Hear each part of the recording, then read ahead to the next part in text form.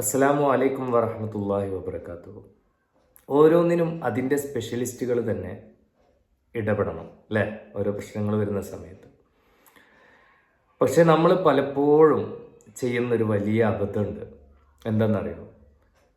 മനുഷ്യൻ്റെ മനസ്സിന് എന്തെങ്കിലും പ്രശ്നം വന്നു കഴിഞ്ഞാൽ മാനസികമായിട്ടുള്ള പ്രശ്നങ്ങൾക്ക് നമ്മൾ പരിഹാരമായിട്ട് അല്ലെങ്കിൽ പരിഹാരത്തിന് വേണ്ടി ഓടിച്ചെല്ലുന്നത് പലപ്പോഴും മുറി വൈദ്യന്മാരുടെ അടുത്തേക്കാണ് എന്നുള്ളത് ശ്രദ്ധിച്ചിട്ടുണ്ട്. അത് ഈ സങ്കീർണമായിട്ടുള്ള ഓപ്പറേഷനൊക്കെ ചെയ്യുന്ന MBBS ഡോക്ടേഴ്സൊക്കെ ഉണ്ടല്ലോ, അവരൊക്കെ എത്ര കാലം കൊണ്ടാണ് MBBS ഒക്കെ പഠിച്ച് കാര്യങ്ങളൊക്കെ മനസ്സിലാക്കുന്നത്.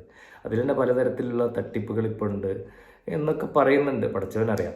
എന്നാൽ പോലും നമ്മളത് ആലോചിക്കുക, എത്ര വർഷം കൊണ്ടാണ് എന്നുള്ളത്.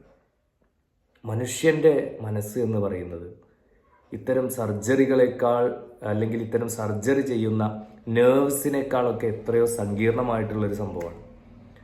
അപ്പോൾ ഈ മനസ്സിനെ ചികിത്സിക്കുന്ന ആളുകൾ അവർ കൃത്യമായിട്ട് ട്രെയിൻ ചെയ്തിരിക്കേണ്ട അല്ലെങ്കിൽ ട്രെയിൻ ചെയ്തിരിക്കണം എന്നുള്ളത് പ്രധാനമായിട്ടുള്ളൊരു കാര്യമല്ലേ.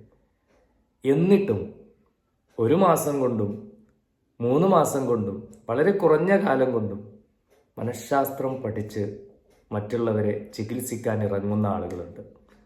ആ ഇറങ്ങുന്ന ആളുകളോട് അല്ലെങ്കിൽ അവരോട് എനിക്കൊന്നും പറയാനില്ല, അവരോട് പറഞ്ഞിട്ട് കാര്യമില്ല. എനിക്ക് പറയാനുള്ളത് ഇവരുടെ അടുത്തേക്ക് പോകുന്ന ആളുകളോടാണ്. അവരെങ്ങനെയാണെങ്കിലും, അവരിനി നമ്മൾ ഈ ഖുർആന്റെ നടുക്കണ്ണം എന്ന് പറയുന്ന ആളുകളാണെങ്കിൽ പോലും ഒരു ഇത്രയും സങ്കീർണമായിട്ടുള്ള ഒരു കാര്യത്തിനെ കുറിച്ച് ഡീറ്റെയിൽഡ് ആയിട്ട് പഠിക്കാത്ത ഒരാളുടെ അടുത്ത് പോയി ആശ്വാസം തേടുക എന്ന് പറയുന്നത് വളരെയധികം ബാലിശമായിട്ടുള്ളൊരു കാര്യമാണ്. അതോടൊപ്പം അപകടകരമായിട്ടുള്ള കാര്യം കൂടെയാണ്. ഒരു ഡോക്ടർ 5 വർഷം കൊണ്ടൊക്കെയാണ്, അല്ലെങ്കിൽ 5 വർഷം കഴിഞ്ഞ് പിന്നെ 6 വർഷം പിന്നെ പ്രാക്ടീസൊക്കെ കഴിഞ്ഞിട്ടാണ് ഓപ്പറേഷന് വേണ്ടിയിട്ടൊക്കെ ഇറങ്ങുന്നത്. മനസ്സിനെ ഓപ്പറേറ്റ് ചെയ്യുന്ന ആളുകളോ വളരെ കുറഞ്ഞ സമയം കൊണ്ട് അവർ പഠിച്ചിട്ട് അവർക്കെല്ലാം കഴിയുന്നു എന്നുള്ള രീതിയിൽ വരുന്നു. ഇതിനെതിരെ നമ്മൾ പ്രതികരിക്കേണ്ടതുണ്ട്. ഇത്തരം ആളുകളുടെ അടുത്തേക്ക് നമ്മൾ പോകാനും പാടില്ല. കൃത്യമായിട്ട് BSc MSc സൈക്കോളജി ഒക്കെ കഴിഞ്ഞിട്ടുള്ള ഒരു ക്ലിനിക്കൽ സൈക്കോളജിസ്റ്റൊക്കെ ആയിട്ടുള്ള അതിന് യോഗ്യതയുള്ള ആളുടെ അടുത്തേക്ക് തന്നെ നമ്മൾ പോകണം. പ്രശ്നമാവുന്നത് എങ്ങനെയെന്ന് വെച്ചാൽ ചെറിയ പ്രശ്നത്തിൽ തുടങ്ങും, ചെറിയ ചെറിയ ടെൻഷനിലൊക്കെ ആയിരിക്കും പല കാര്യങ്ങളും തുടങ്ങും. നമ്മുടെ കുട്ടികളാവട്ടെ, നമ്മളാവട്ടെ, നമ്മളുടെ ബന്ധുക്കളാവട്ടെ, ഇത്തരം വ്യാജന്മാരായിട്ടുള്ള, ഞാൻ അങ്ങനെ തന്നെ പറയുകയാണ്, ഒന്നും വിചാരിക്കരുത്, വ്യാജന്മാരായിട്ടുള്ള ആളുകളുടെ അടുത്തേക്ക് കൊണ്ടുപോവുകയും അവർ പ്രശ്നങ്ങൾ വളരെയധികം സങ്കീർണമാക്കുകയും ചെയ്യും. പലപ്പോഴും പലതരത്തിലുള്ള അനുഭവങ്ങൾ നമ്മൾ നേരിട്ട് തന്നെ കേട്ടിട്ടുണ്ട്, അതുകൊണ്ടാണ് പറയുന്നത്. എന്നിട്ട് എല്ലാം കോംപ്ലിക്കേറ്റഡ് ആക്കിയ ശേഷമാണ് നമ്മൾ നല്ലൊരു സൈക്കോളജിസ്റ്റിനെയോ അല്ലെങ്കിൽ സൈക്കിയാട്രിസ്റ്റിനെയോ ഒക്കെ കാണുന്നത്. അപ്പോഴേക്കും കാര്യങ്ങളൊക്കെ കൈവിട്ട് പോയിട്ടുണ്ടാവും.